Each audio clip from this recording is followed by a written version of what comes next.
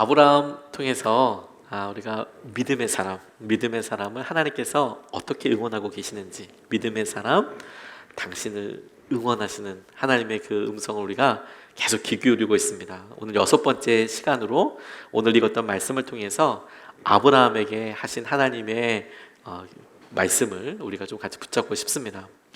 우리가 계속 아브라함을 볼 때 아브라함이 우리와 큰 차이가 나는 믿음의 사람이라고 접근하지 않고 우리와 비슷한, 우리와 같은 수준의 믿음을 갖고 있는 사람, 우리도 해볼 수 있는 믿음의 도전, 우리가 그렇게 관점을 붙잡고 말씀을 묵상하고 있어요. 그럼에도 불구하고 하나님께서 그런 아브라함을 통해서 어떤 일들을 이루시는지가 우리에게도 그대로 적용이 되고 붙잡혀지게 되는 약속이 되게 하실 줄로 믿습니다.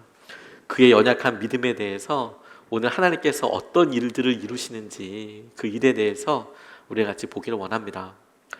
아브라함이 전쟁에서 큰 승리를 했습니다. 지난주 저희가 말씀에서 보았듯이 4개의 연합군, 5개의 연합군이 싸워서 그들이 전쟁에서 이겨서 다 약탈해 갔을 때 아브라함과 그리고 아브라함의 연합군이 가서 다 찾아왔습니다. 당시에 여러 도시국가들이 있었고 이집트를 제외한 커다란 나라가 이스라엘 가나안 땅 근처에는 없었기 때문에 아브라함이 가졌던 승리는 꽤 큰 승리라고 해석해도 좋을 것 같습니다. 당분간은 적수가 없을 정도로 이미 전쟁을 해서 황폐해졌고 뺏길 거 뺏기고 다시 찾아왔으니, 그래서 그가 이겼으니까 놀라운 승리가 되고 그 주위에서는 적어도 패권자로서, 패자로서 떵떵거리며 살 수도 있을 기회를 잡았다고도 해석할 수 있어요. 그런데 놀라운 것은 그가 그렇게 생각하지 않았다는 겁니다. 그는 두려웠어요. 그의 마음이 두려웠다라고 이야기하고 있습니다. 1절 말씀을 보면 이렇게 나와 있어요. 이런 일들이 일어난 뒤에 주님께서 환상 가운데 아브라함에게 말씀하셨다. 이런 일들이 일어난 뒤에, 이런 일들이 전쟁과 그가 승리했던 일, 멜기세덱에게 11조를 했던 일, 이런 일들이 일어난 뒤에 주님께서 환상 가운데 아브라함에게 말씀하셨는데, 아브라함아 두려워하지 말아라, 이렇게 말씀하고 계세요. 내가 너의 방패다, 이렇게 이야기하고 계세요. 하나님을 뵙고 두려워하는 마음이 아니라 그가 적어도 이런 일을 겪은 다음에 생겼던 두려움이라는 것을 우리가 알 수 있습니다. 그가 승리를 하고 승리자의 모습이었지만 순간 드는 두려움은 어떻게 할 수 없었나 봐요. 그러자 하나님께서 그를 보시고 너의 두려움이 어찌 된 것이냐 가서 묻고 이야기하고 계시는 그런 상황인 것이죠. 근데 우리에게도 똑같은 그런 일들이 있는 것 같아요. 우리에게 두려움이 오고 그 두려움이 말도 안 되는 상황과 어려움의 일들로 우리에게 확 찾아올 때가 있지 않습니까? 그럴 때는 조금 우리가 어떻게 해결해야 될지 모르겠다, 이 두려움의 원인을 잘 모르겠다, 혹은 이기고 싶다라고 이야기할 때 질문을 좀 제대로 혹은 다르게 해보는 것이 필요하겠다고 싶어요. 여러분, 두려우시면 보통 어떤 것들에 대해서 마음을 쓰시나요? 믿음에 대해서 마음을 쓰시지 않습니까? 내가 믿음이 없어서 두려웠나 보다. 실제로 성경 말씀에 봐도 두려워 말라, 믿기만 해라, 이런 말씀들이 여러 번 등장하잖아요. 그러니까 우리가 직장에서나 우리가 재정으로나 혹은 코로나로 인하여서나 혹은 자녀들 여러 일들로 인하여서 계속 그렇진 않다고 하더라도 문득 드는 두려움에 대해서 우리는 믿음을 점검해야 한다라고 생각을 해요. 그건 맞는 이야기일 겁니다. 그런데 반대말을 한번 좀 정리해 보면 어떨까 싶어요. 반대말을. 믿음의 반대말은 뭐죠? 믿음의 반대말은 안 믿는 건가요? 믿음의 반대말은 두려움인가요? 근데 성경 말씀에 분명히 믿음의 반대말이 두려움이라고 이야기하는 부분도 있지만 또한 이런 구절도 있어요. 요한일서 4장 18절 말씀에 보면 완전한 사랑이 두려움을 이긴대요. 그러니까 두려움의 반대가 사랑도 있더라고요. 사랑도 있더라고요. 여러 말씀을 보다 보면 믿음을 우리가 바로 앞에 있는 일들을 극복할 수 있는 어떤 힘으로만 생각을 하면 우리가 넘어지기 쉽고 어렵지만, 저는 이것을 우리가 사랑을 평생 이어가듯이, 믿음을 평생 신뢰하며 가져가듯이 두려움 역시 평생 넘어야 할 일, 우리가 사랑으로 극복돼야 할 일이라고 보니까 하나님이 아브라함에게 하신 그의 두려움에 대해서 대처하신 방법이 되게 저에게 새롭게 다가왔습니다. 그가 두려웠다고 이야기했잖아요. 그런데 하나님께서는 그 두려움을 보시고 전혀 다르게 이야기하세요. 이렇게 말씀하십니다. 2절, 3절 말씀에 보면 아브라함이 여쭈었다. 주 나의 하나님, 주님께서는 저에게 무엇을 주시렵니까? 저에게는 자식이 아직 없습니다.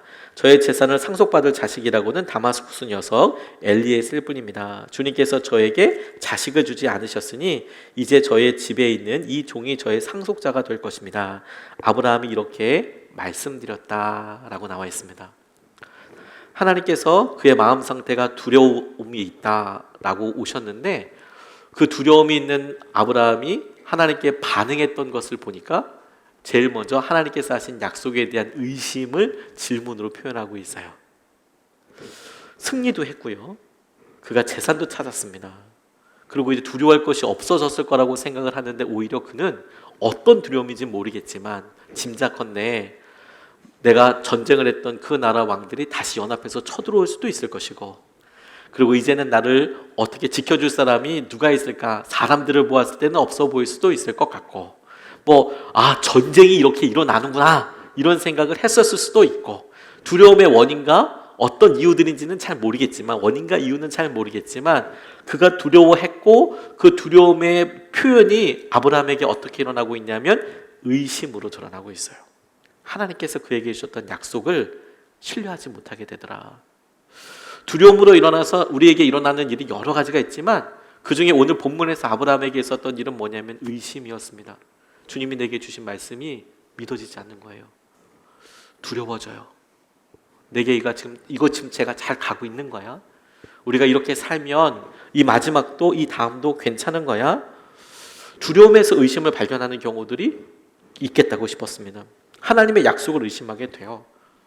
두려움이라는 것이요, 약속보다, 하나님께서 우리에게 약속하신 것보다 우리에게 생긴 일들이 크게 보이는 상태를 말하거든요. 그러니까 지금 우리 앞에 있는 일들이 아브라함이 본 현실과 상황과 그가 생각했던 가능성이 뭔지 모르겠지만 하나님의 약속보다 더 커 보였어요. 그럴 때 하나님이 어떻게 하셨는지 아세요? 오늘 본문에 하나님께서 하신 일을 면면히 보면 너무 간단하고 너무 반복적으로 이야기하세요. 다시 말씀해 주세요. 약속을 다시 말씀해 주십니다. 다시 고쳐 말씀해 주세요. 오늘 4절 말씀을 보면 이렇게 나와 있습니다. 주님께서 그에게 말씀하셨다. 그 아이는 너의 상속자가 될 것이다.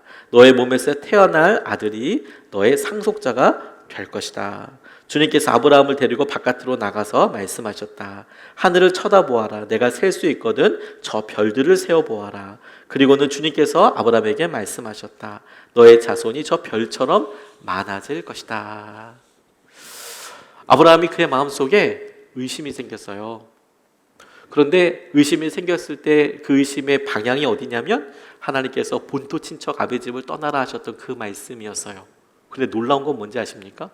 아브라함이 본토 친척 아비 집을 떠나라, 내가 너에게 자손을 주겠고 땅을 주겠다, 번성케 주겠다는 약속을 그가 믿었었다는 거예요. 그래서 떠났다는 거예요. 그러니까 본토 친척 아비 집을 떠났겠죠.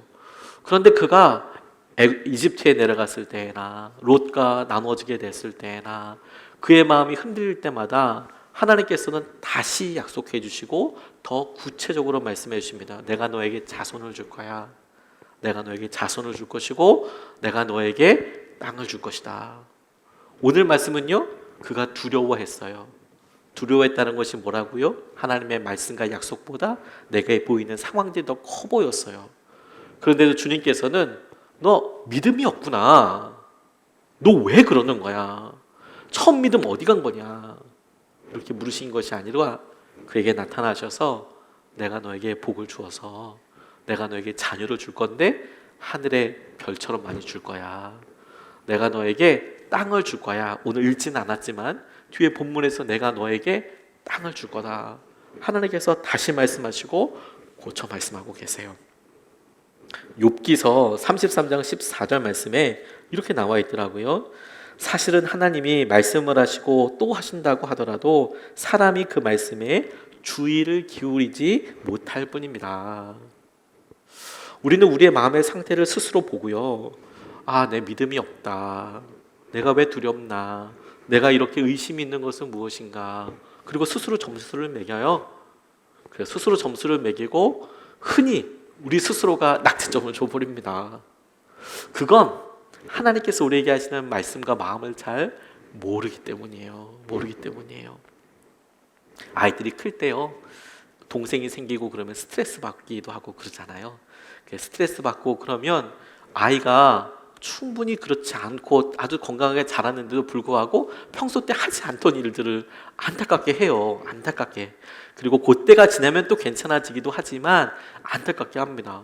제가 섬기던 한 집사님 가정에 아이가 이렇게 동생이 예쁜 여동생이 태어났는데 그 애가 이쁘니까 엄마 아빠가 사랑해주고 막 그러니까, 그런데 애가 갑자기 안 하던 실수를 하고 그러니까 얘기를 할 거 아니에요. 주의를 할 거 아니에요. 야, 좀 조심해라.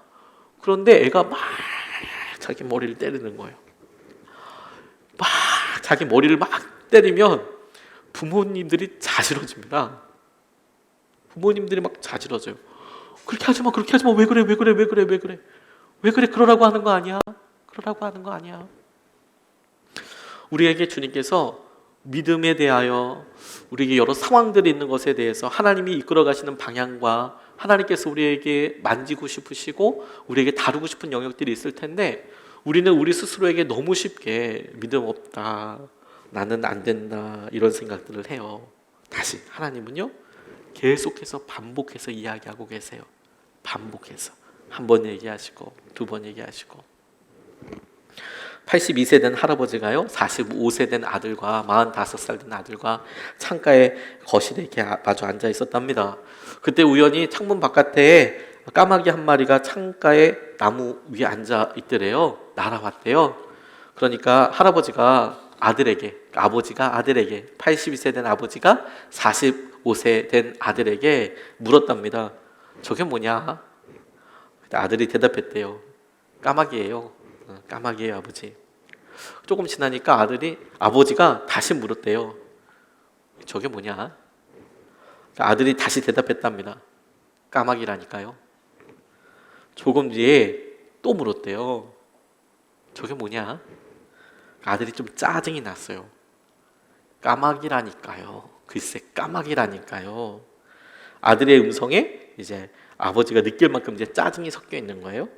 조금 뒤에 네 번째 다시 물어봤답니다. 저게 뭐냐? 그랬더니 아들이 화가 나서 큰 소리로 까마귀라고요, 까마귀.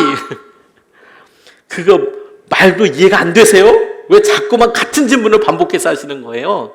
이렇게 이야기를 했다는 거예요. 까마귀라고. 그러니까 아버지가 방에 들어가서 오래된 본인이 쓴 일기장을 이렇게 갖고 나오더랍니다. 그리고 자신이 이렇게 펴서 여기 한번 읽어보라고 아들한테 이렇게 줬는데, 45살 된 아들이 3살 때 있었던 일이에요. 그 아버지가 그날 있었던 일을 일기에다 이렇게 써놓았어요. 오늘은 까마귀 한 마리가 창가에 날아와 앉았다. 어린 아들은 저게 뭐야? 하고 물었다. 나는 까마귀라고 대답해 주었다. 그런데 아들은 연거푸 23번을 똑같이 물었다. 나는 귀여운 아들을 안아주며 끝까지 다정하게 대답해 주었다. 아들에게 사랑을 준다는 것이 기뻤다. 우리는 우리 수준으로 우리가 갖고 있는 신뢰, 우리가 갖고 있는 믿음의 표현들을 이야기합니다. 그리고 그것으로 우리가 우리를 이야기해요. 하나님 계속 말씀하신다니까요. 계속 말씀하시고 다시 말씀하신다니까요. 우리가 두려워하고 힘든 것에 대해서 하나님은 그의 마음의 원인을 묻지도 않으셨어요. 다만 오셔서 너 자손이 있게 될 거야. 너 땅을 얻게 될 거야. 그가 흔들릴 때마다, 그가 어려울 때마다 그렇게 말씀해 주셨어요. 저는 하나님께서 저와 여러분들에게도 100% 똑같이 그렇게 말씀하신다고 생각이 듭니다. 우리가 지금 코로나19나 우리가 당면한 여러 경제적인 어려움들이나 우리가 선택하거나 우리가 이사를 해야 되고 전세나 월세를 올려주는 일들 때문에 우리에게 우리 스스로가 생각하기도 과도한 여러 생각들과 어려움들을 갖고 있을 수 있어요. 갑작스런 경제적인 변화들도 우리에게는 적지 않은 스트레스가 되고요. 그로 인하여서 사소한 부부 사이의 말도 너무너무 힘든 이야기가 되고요. 직장에서의 사소한 변화도 쉽지 않지 않습니까? 그럴 때 여러분, 그래서 내가 좌절되고 힘들 때 하나님은 뭘 하고 계신다고요? 하나님께서는 우리에게 처음 주셨던 그 말씀을 다시 말씀해 주고 계신다고요. 너 복 받을 거야. 너 자손을 얻게 될 거야. 너 땅을 얻게 될 거야. 너 왜 이렇게 믿음이 없냐? 너 왜 두려워하냐? 이렇게 묻지 않으시고 너 하나님께서 하시는 은혜에 다시 말씀해 주고 계신다고요. 우리는 이런 상황들에요, 주로 하나님 그렇게 반복해서 말씀하시는 것보다 우리가 더 화끈하게 알아들을 수 있도록 그렇게 한번 쏴주세요, 이렇게 생각을 합니다. 주로 그런 것들은 기적과도 같은 일이죠. 우리가 원하는 일, 우리가 간절히 원하는 일에 대하여서 딱 응답이 있으면 하나님께서 하신 거라고 알게요, 이제 이런 식으로 접근을 해요. 그래서 그런 기적이 있으면 혹은 우리의 소원에 응답이 있으면 하나님께서 내 기도를 들으시고 나에게 그와 같이 함께 하신다는 것을 내가 믿어요. 믿을 거예요. 이렇게 표현하죠. 근데 하나님은 그렇게 생각하지 않으세요. 예수님의 비유에서, 예수님의 설교에서 우리의 그런 마음에 대해서 명확하게 답을 주고 계세요. 예수님께서 누가복음에 설교를 하시는 대목에서 부자와 거지 나사로 이야기가 나오거든요. 나중에 부자는 지옥 가고 거지 나사로는 천국에 갔고, 그 천국의 거지 나사로 옆에 아브라함이 있었습니다. 오늘 등장인물 그 아브라함이. 그런데 예수님께서 말씀하신 그 내용에 쭉 자세하게 나와 있는 내용들 여러분 다 기억하실 거예요. 내가 물 한 모금 이렇게 먹고 싶다 이런 얘기 하다가 안 된다, 뭐도 안 된다 이렇게 얘기하니까 나중에 이 부자가 이렇게 얘기해요. 나사로를 보내서 내 형제 자매들에게, 자녀들에게 이와 같은 것에 대해서 좀 말해달라고. 그러면 그들이 믿을 거라고, 후회하지 않는 삶을 살 거라고 그렇게 이야기합니다. 참 지혜로워요. 자기 보내달라고 얘기하면 자기도 낯짝이 있으니까 안 했나 봐요. 나사로 보내달라고, 나사로라도 보내줘서 그렇게 얘기해달라고. 근데 그때 예수님이 아브라함의 입을 통해서 이렇게 이야기하세요. 31절 말씀인데요, 16장 31절 말씀. 아브라함이 그에게 대답하였다. 그들이 모세와 예언자들의 말을 듣지 않는다면 죽은 사람들 가운데서 누가 살아난다고 해도 그들은 믿지 않을 것이다. 누가 살아난다고 해도 그들은 믿지 않을 거다. 누가 살아난다고 해도 믿지 않을 거다. 우리가 실제로 그런 예를 2번이나 봤어요. 나사로가 살아났습니다. 사람들 되게 신기했어요. 믿는 사람들이 조금 늘어나기도 했습니다. 하지만 예수님 돌아가시고 나서 다 배반했어요. 싹 배신했습니다. 진짜 믿음 아닌 것 같잖아요. 예수님 부활하셨습니다. 예수님 부활하시고 예수님을 믿고 따랐던 사람이 몇 명이었는지를 한번 생각해 보세요. 그나마 처음에 부활을 보았던 500명이나 되는 사람들, 그렇게 많은 사람들이 있었지만 그들이 성령의 놀라운 은혜, 성령의 세례를 받기 전 그 사이에 다 도망갔습니다. 120명 빼고 다 도망갔습니다. 그러니까 그들의 믿음, 그들의 생활 연약하고 기적을 봐도 그거 믿지 않아요. 오히려 하나님께서는 우리에게 반복해서 말씀하고 계세요. 내가 너희들 반드시 책임질 거야. 내가 너희들에게 자손을 주고 내가 너희들에게 땅을 주겠다. 저는 이게 하나님께서 다른 어떤 구절에 기적을 일으키신 것보다 너무너무 감사하고 기뻤습니다. 지금 주님께서 저와 여러분에게 이런 상황들에 있어서 나는 지금 힘들어요. 나는 지금 고민이 있어요. 나는 지금 어려운 가운데 있어요 라고 이야기할 때 하나님께서는 주저하지 않으시고 우리에게 계속해서 당신께서 처음에 하셨던 약속을 말씀하고 계시겠구나. 우리가 알던 모르던. 그래서 우리가 눈을 보고 이 상황과 이런 우리에게 말씀하시는 하나님을 보는 것이 그게 너무너무 중요한 기회이고 도전이겠다는 생각을 하게 됐어요. 이 상황을요.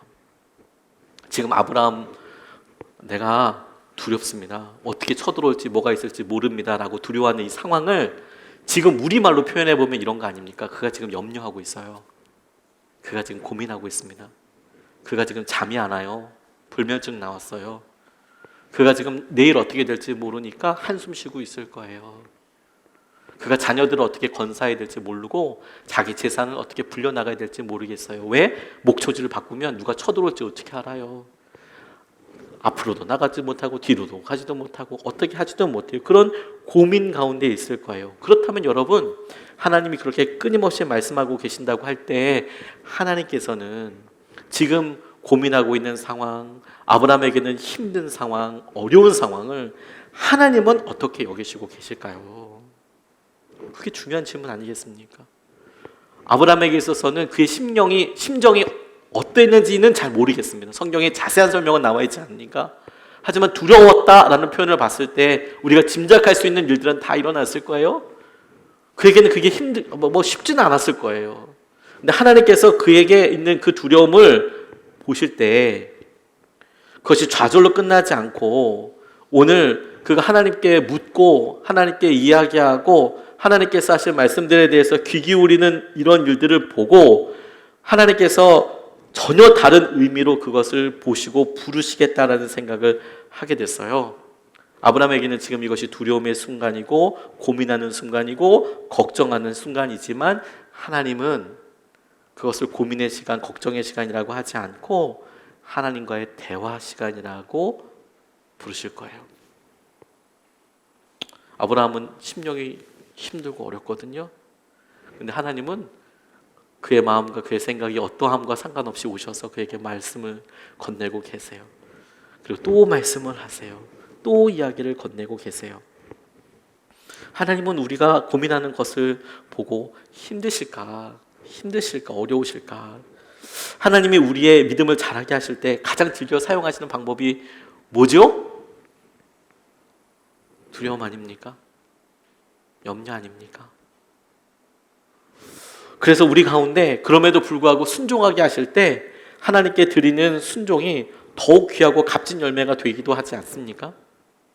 하나님께서 그것도 넘게 하셨구나 라고 우리에게 고백하게 하시지 않습니까?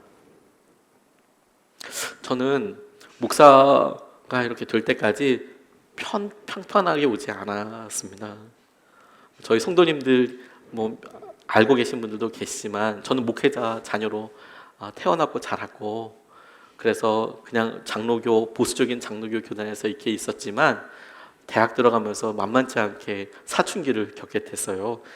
사춘기가 좀 늦게 왔나 봐요. 대학 다니면서 너무너무 힘든 시기들을 보냈습니다.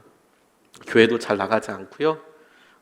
쉽지 않은 시기들을 보냈어요. 군대도 갔다 오고 이럴 때 마음속으로 너무 강팍한 시간들을 많이 보냈습니다. 저도 가난한 사람 위해서 살겠다고 대학을 들어가고 그랬는데 실제로 대학 들어가니까 하나님 앞에 속았다는 생각이 들었어요. 왜냐하면 저희 집이 제일 가난한 것처럼 보였거든요. 교만해 보이지만 가만 보니까 저희 집이 되게 제일 가난해 보였어요. 1997년은 뭐가 있었던 해인지 아십니까? 이런 얘기하면 사람들은 보통 IMF라고 이야기를 합니다. 근데 저는 1997년이 저희 가정과 저희 개인에게 굉장히 중요한 일이 있었어요. 1997년은 도시 정화 사업에 의해서 저희 집이 푸세식에서 수세식으로 바뀐 해예요. 1997년은 저는 서울 살고 있었고요. 서울에 여전히 그런 화장실이 많이 있었습니다. 그래서 그거 바뀐 날 얼마나 좋았는지 몰라요. 가난하고 힘든 것들에 대해서 말하려고 하면 지금도 여전히 그런 일들을 겪고 어려운 분들이 계시지요. 그런데 제가 이런 얘기들 부끄럽지만 이야기하는 이유들이 뭐냐면 그렇게 방황했던 시기 다시 하라고 그러면 선택하고 싶지 않고 다시 하라면 힘들었던 생각이 확 생각나지만 그럼에도 불구하고 하나님께서 계속 말씀하시는 분이라고 했잖아요. 내가 처음에 믿음으로 반응했을 때 심지어 그 믿음에 반응했다가 그 다음에는 또 떨어져가지고 막 그냥 또 믿네 마네 이렇게 얘기할 때 그런 막 업 앤 다운이 있었을 때 하나님께서 계속 반복적으로 제게 말씀해 주시고 이끌어 주신 것 때문에 제가 돌아왔잖아요. 똑같이 말씀해 주시고 계속 말씀해 주셔서 돌아온 지금에서 보니까 제게 그렇게 어려운 시기들 하나님을 향하여서 막연하게 이게 언제 회복될까 싶을 정도로 회의하고 질문하고 고민했던 시간들이 돌아오고 나니까 너무 감사하더라고요. 주님께서 제게 흔들리지 아니하는 반석 같은 것을 주셨어요. 하나님께서 제게 이끌어 주시는 것들을 보게 해주셨어요. 그게 너무너무 감사하더라고요. 저만 그런 줄 알았어요. 신방하면서 성도님들 만나보다 보니까 성도님들도 그러신 거예요. 예수님 교회 신앙생활하기 전에 살았던 여러 일들 보고 곤고함을 보면 그러면 너무너무 힘들고 어렵다가 말도 안 되게 하나님을 만났어요. 주님을 만났어요. 그리고 보니까 맞아, 그런 시기들, 그런 어려움들이 있어서 그게 내게 내일의 믿음과 오늘을 견디게 하는 굉장히 중요한 자양분과 힘이 되었더라고요. 반복해서 말씀해 주시는 주님을 깨닫고 나니까. 근데 여러분, 우리는 그렇게 돌아왔는데 지금도 우리에게 그와 비슷한 어려움과 아픔이 사실 있습니다. 우리 사랑하는 사람들 때문에요. 우리 사랑하는 아내가, 사랑하는 남편이, 우리 아이들이요, 그렇게 마음을 아프게 하는 경우들이 있잖아요. 믿음 생활 좀 같이 해주면 좋겠는데, 응? 뭐 엄청나고 요구하는 거 아니라 같이 예배드리고. 그게 엄청난 건가요? 엄청나다고 생각할 수도 있겠네요. 네.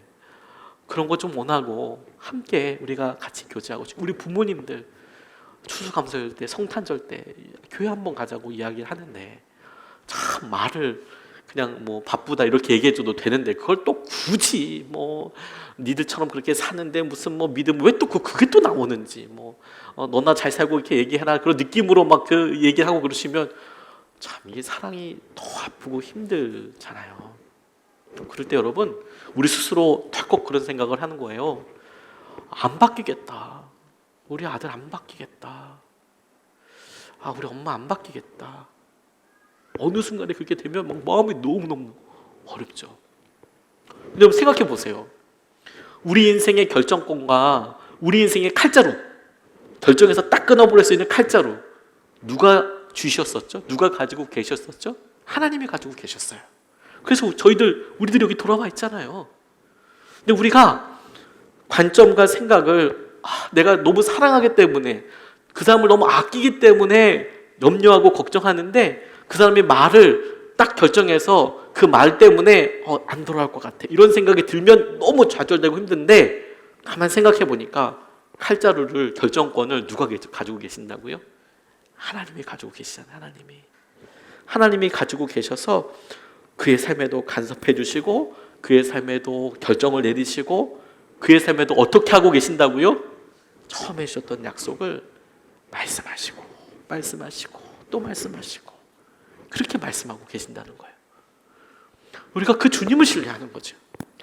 마음이 안 아픈 건 아니죠. 다만 우리에게 결정권이 없다는 것을 아니까 마음 아프지만 우리의 삶을 최선을 다해서 살고, 사랑할 수 있을 것만큼 사랑하고, 표현할 수 있을 것만큼 표현하고, 사랑하기 때문에 감내하고 인내해야 한다면 사랑하니까 한 번 더 참아주고, 할만하지 않고 그렇게 살아가는 거죠. 그런데 그렇게 힘들고 염려하는 순간에 하나님은 우리에게도 말씀하고 계세요. 우리에게도 뭘 말씀하는지 아세요? 우리를 처음에 부르셨던 것처럼 내가 너에게 자손을 주고 내가 너에게 땅을 주고. 우리가 예수 그리스도를 만나서 주님께서 내게 하셨던 약속들이 우리가 힘들 때 다시 찾아오고 불려지는 것이, 나는 내가 정말 힘들게 생각하는 우리 사랑하는 형, 아내, 근데 그걸 통해서 아파하고 힘들어하는 내 모습을 보니까 하나님께서 내게 또 약속을 그대로 말씀해 주세요. 내가 너에게 복을 주고 내가 너에게 자손을 줄 것이고 내가 너에게 땅을 줄 것이다. 주님께서 그렇게 말씀해 주시죠. 그게 놀라운 것이라고 생각하게 됐어요. 왜냐하면 여러분, 그렇게 우리에게 말씀하실 때, 그렇게 우리에게 이야기하실 때 우리에게 드는 반응을 하나님께서 귀하게 보고 계시거든요. 우리에게 드는 반응, 5절 6절 말씀에 이렇게 나와 있어요. 주님께서 아브라함을 데리고 바깥으로 나가서 말씀하셨다. 하늘을 쳐다보아라. 내가 셀 수 있거든 저 별들을 세어보아라. 그리고는 주님께서 아브라함에게 말씀하셨다. 너의 자손이 저 별처럼 많아질 것이다. 아브라함이 주님을 믿으니 주님께서는 아브라함의 그런 믿음을 의로 여기셨다. 6절 말씀에 아브라함이 주님을 믿으니 주님께서는 아브라함의 그런 믿음을 의로 여기셨다. 아브라함이 믿었대요. 저는 뭐 비교하기가 명확하진 않지만 여러분 한번 생각해 보시고 비교해 보십시오. 처음에 하나님께서 나타나셔서 너 본토 친척 아비 집을 떠나라 라고 얘기하셨을 때 믿음이 더 클까요? 아니면 지금 두려워하고 힘들어할 때 너 내가 본토 친척 아비 집을 하면 첫 번째 약속 똑같이 내가 너에게 자손을 주고 내가 너에게 땅을 줄 것이다 라고 믿는 지금이 더 큰 믿음일까요? 단순 비교하기 되게 어렵지만 여러분들 한번 생각해 보세요. 처음에 여러분들이 뜨겁게 믿음을 경험했을 때 주님께서 여러분들에게 분명히 말씀하셨을 텐데 야, 내가 너 사랑한다. 내가 너 기다렸다. 너 다시 시작할 수 있다. 너 회개하고 다시 시작하자. 그래서 우리가 놀랍게 마음을 찢고 반응을 했잖아요. 그렇게 2번, 3번, 4번 부흥회도 가고 수련회도 가고 갔다가 다시 넘어지고 다시 넘어지고 나중엔 스스로 갔다가 받고 막 이래가지고 막 넘어졌어요. 근데 어느 날 똑같은 음성이 또 들려오는 거예요. 너 내가 잊지 않았어. 여전히 내가 너 사랑하고 내가 여전히 널 붙잡고 있고 내가 여전히 너를 쓰기 원한다. 처음에 믿기가 더 큰 믿음일까요? 나중에 더 커다란 믿음일까요? 여러분들은 어떤 게 더 마음에 와서 다 아시나요? 그런데 사람들마다 조금 판단은 다를 수 있을 거예요. 어떤 분은 처음에 믿음이 귀하다. 내가 지금 공고한 길을 겪고 있는 사람은 처음에는 그렇게 잘 믿어졌는데 요즘은 왜 안 믿어지는지 모르겠다고 이야기하시는 분들도 있을 수 있잖아요. 사람마다 다를 수 있어요. 그런데 이것의 놀라운 약속이 뭐냐면요, 우리가 보기에 하나님께서 갑자기 별 보여주시고 이만큼 많을 거야. 그리고 오늘지 않았던 다음 본문을 보면 땅도 어마하게 주신다고 막 이렇게 얘기하세요. 근데 그가 믿었대요. 이 믿음이 큰 믿음이라고 보실 분도 계시고 이 믿음이 처음보다는 좀 작잖아?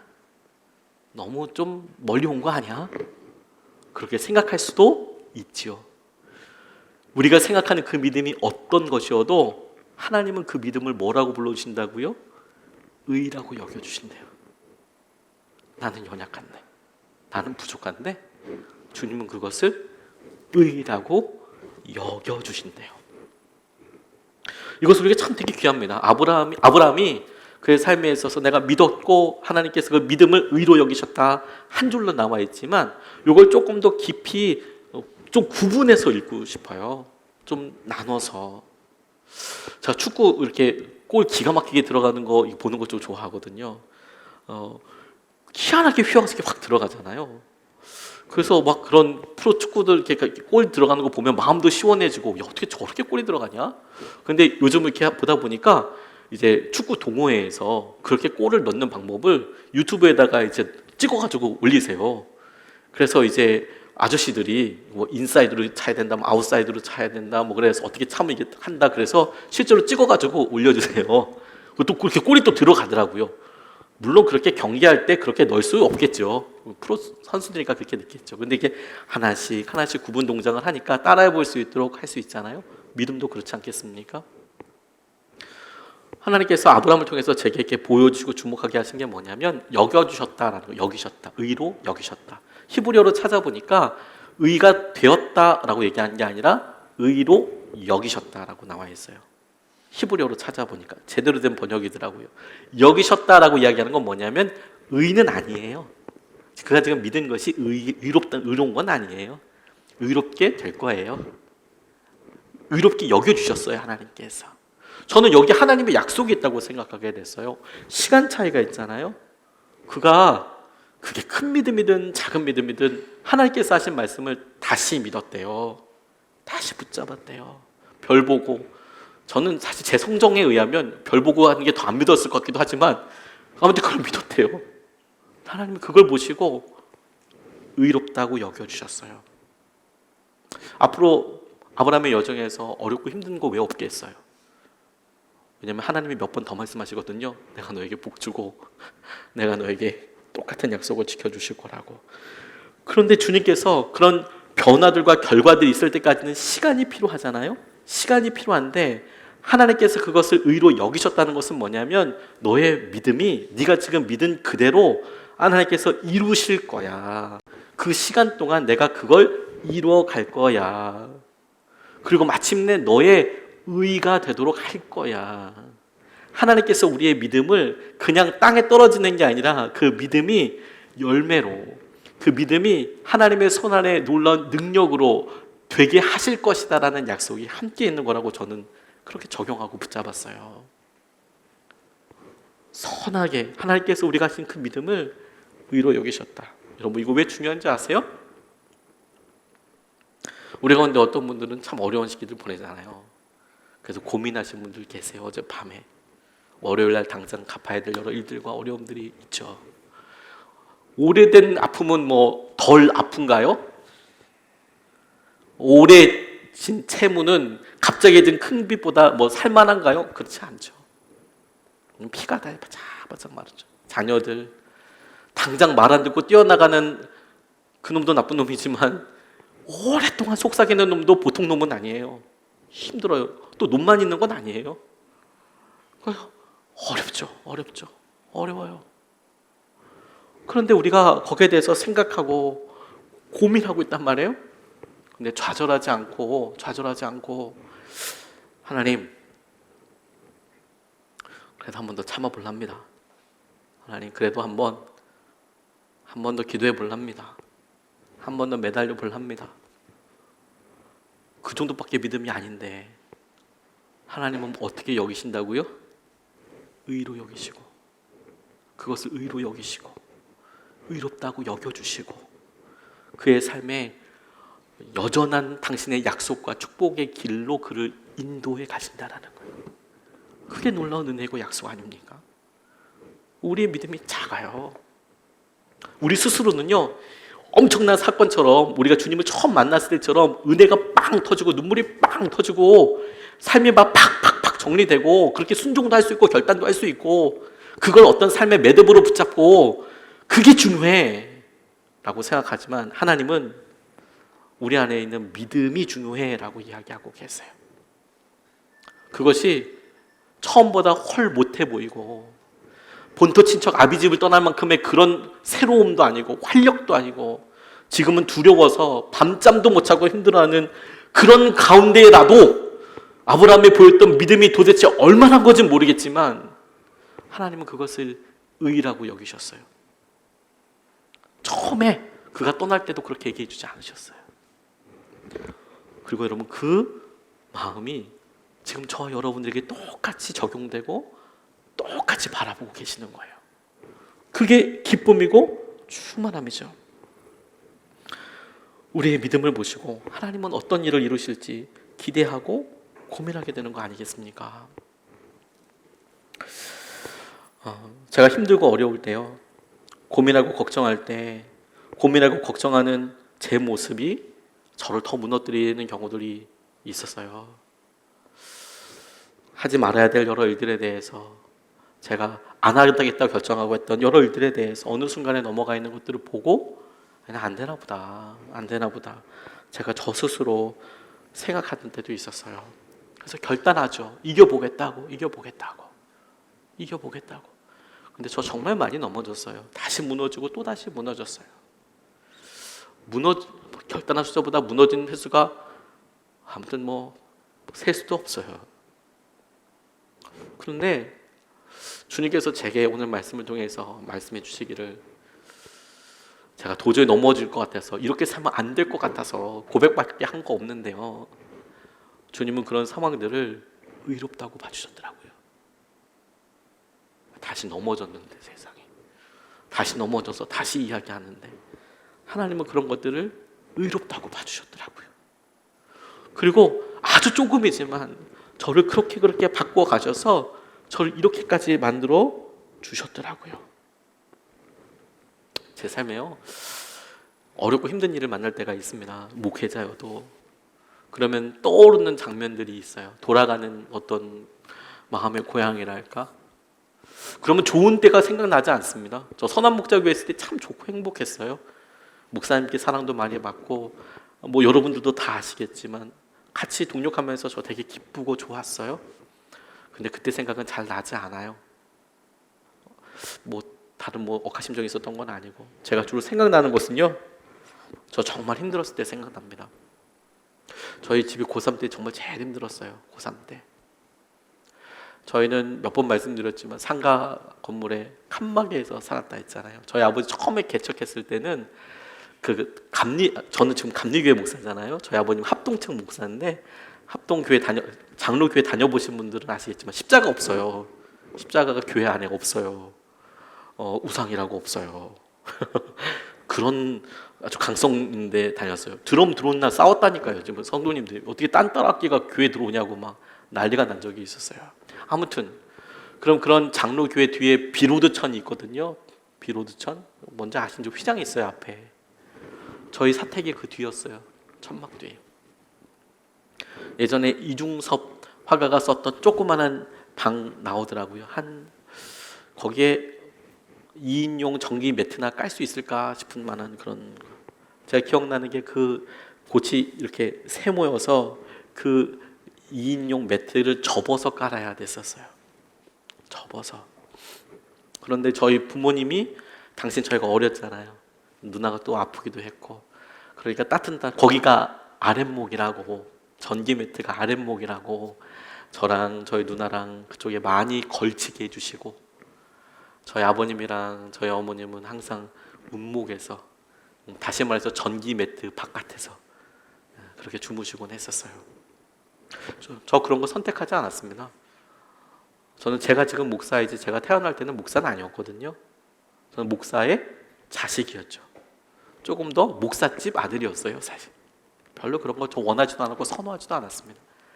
자랑하고 싶지도 않았어요. 힘들었고요. 친구들이 제게 상황 알면 저는 명확하게 얘기했습니다. 난 딴 건 다 해도 목회는 죽어도 안 할 거다. 야. 다 친구들이 그럴 거라고 생각했어요. 근데 신기해요. 어렵고 힘들면요 그때 그런 장면들이 생각나요. 어떻게 살았는지, 어떻게 부르셨는지.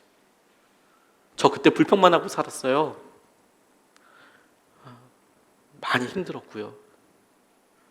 근데 주님은 그런 별것 아닌 그런 모습들을 떠올리게 하신 다음에 주님께서 그런 모습을 떠올리게 하시고 기도하실 때 마음을 열어주실 뿐만 아니라 제게 그런 것들도 의라고 여기시더라고요. 기억하고 계시더라고요. 우리가 참 어려운 시기들 살아갑니다. 정말 어려운 시기들 살아갑니다. 그래서 우리에게 하나님께서 어떻게 우리를 보고 계시는지가 너무너무 중요해요. 우리의 믿음에 대해서, 여러분의 믿음에 대해서 하나님은 그 믿음을 듣고 가만히 계시지 않으세요? 하나님은 명확하게 먼저 우리의 믿음에 대해서 답해서 확정해서 말씀하십니다. 그 믿음을 의롭다 하세요. 그걸 의롭다 여겨주세요. 그리고 그 믿음이 사라지지 않도록 이끌어 주시죠. 지금은 힘들 뿐이지만요. 어느 분이 페이스북에다가 목사님이 이런 페이스북에다가 이런 글을 올려주셨어요. 이제 저희 교회에 오셔서 말씀 전해주실 목사님 중에 한 분이요. 아내분이랑 사모님이랑 초등학교 동창이었대요. 참 이렇게 오랜 만남을 가지시다니. 초등학교 동창인데 같은 교회 다니고 교회 임원도 같이 하고 오랜 친구로 지내다가 34년 전에 정식으로 사귀면서 서울랜드에 처음으로 놀러 갔대요. 이때도 서울랜드 있었나? 아무튼 서울랜드에 처음으로 놀러 갔답니다. 그런데 당시 다람쥐통이라는 게 있었는데 그게 걔도 좀 이렇게 청룡열차 이런 것보다는 조금 더 난이도가 야하지 않습니까? 모르시는군요. 안 타보셔서. 요즘 다 없어졌습니다. 있는지 모르겠어요. 요즘 뭐가 있나 모르겠네요. 가본 지가 오래돼서. 그런데 그걸 한번 탔다가 거의 자지러지듯이 돌아가시려고 하더래요. 알고 보니까 이 사모님이 그네도 못 하시는 거예요. 그네도 어지러워가지고. 골 흔들리는 건 절대 싫다. 운동 안전 안 되고 운동신경 제로고. 그런데 이 사모님이 50이 넘으셨는데 평생 50이 넘어갔는데 평생 부러워하던 거 한 가지가 있었대요. 그게 뭐냐면 자전거 타는 거. 그만큼 운동 실력이 없는 거죠. 자전거 타는 거 자신 없고 넘어지기도 하고 그러니까 자전거 타는 사람들 보면 참 부럽게 여겼다가 운동신경 제로인데 허리 협착증도 온 거예요. 허리 협착증 있는 사람이 하는 거 별로 좋지 않습니다. 이게 눌려 있으니까. 그러니까 의사도 운동하려면 딴 거 하라고 그렇게 얘기할 정도였대요. 그런데 겁이 나서 타지도 못하는 그 사모님께서 그걸 그냥 꿈만 가지고 계시다가 얼마 전부터 이 사모님이 이를 악물고 그 무서워하는 자전거를 34년 만에 도전하셨대요. 너무 두려워하면서 너무 무서워하면서 자전거를 도전하셨대요. 보통은 2시간에 타는 사람도 있다는데 이분은 한 달 배우셨대요. 한 달. 대단하죠. 한 달. 저는 사실 이 사모님보다 그 뒤에서 안장을 잡아주셨던 목사님의 노고가 더 주님의 모습과 가깝다는 생각이 들어요. 엄청 한 달 동안 그걸 믿면서 이제 할 수 있다고 하는데 끝까지. 근데 신기하잖아요. 그 사모님 넘어지고 아프면 한 달 동안 포기하지 않더래요. 왜 자전거를 배우게 됐느냐? 하나 딱 이거 하나. 사랑하는 딸 응원하기 위해서. 딸에게 아내분이 사모님이 하고 싶은 이야기가 있었는데 하고 싶은 이야기가 뭐냐면요.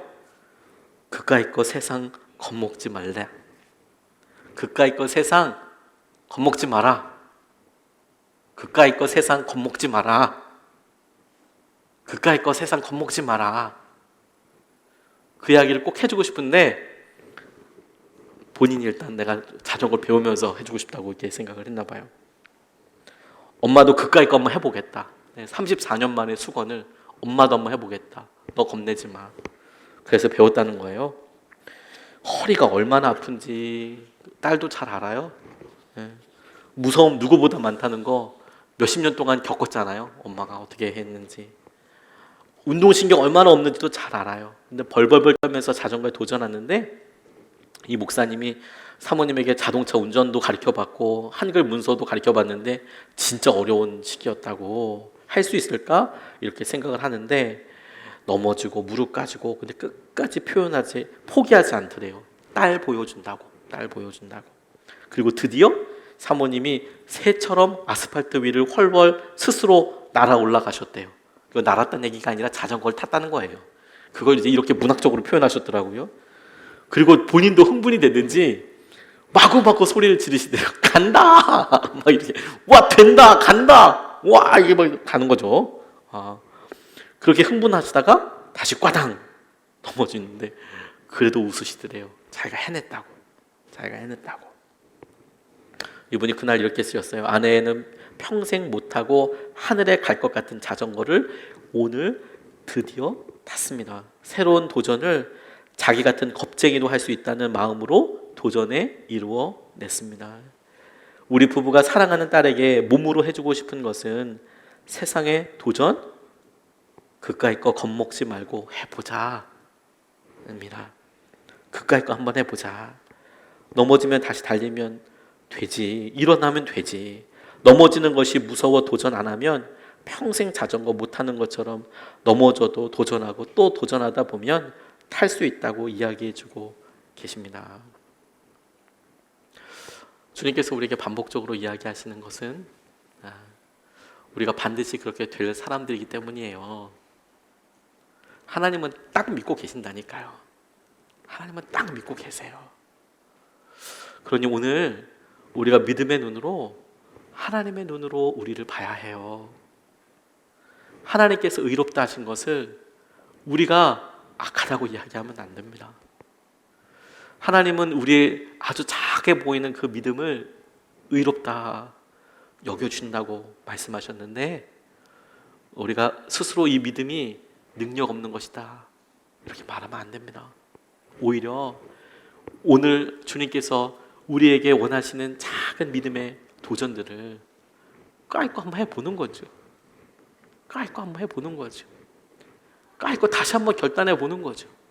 다시 한번 끊어보는 거죠. 다시 한번 시작해 보는 거죠. 주님께서 의로 여기십니다. 첫 번째 끊을 때보다 103번째 끊는 지금을 더 의롭게 여기세요. 처음 결단했을 때보다 533번째 결단한 오늘 더 기뻐하실 거예요. 똑같이 기뻐하실 거예요. 우리 같이 찬양하고 기도하고 싶습니다. 아무것도 염려하지 마십시오. 믿음은 하나님을 믿어서 여러분이 할 수 있게 될 것이라고 생각하는 게 아니에요.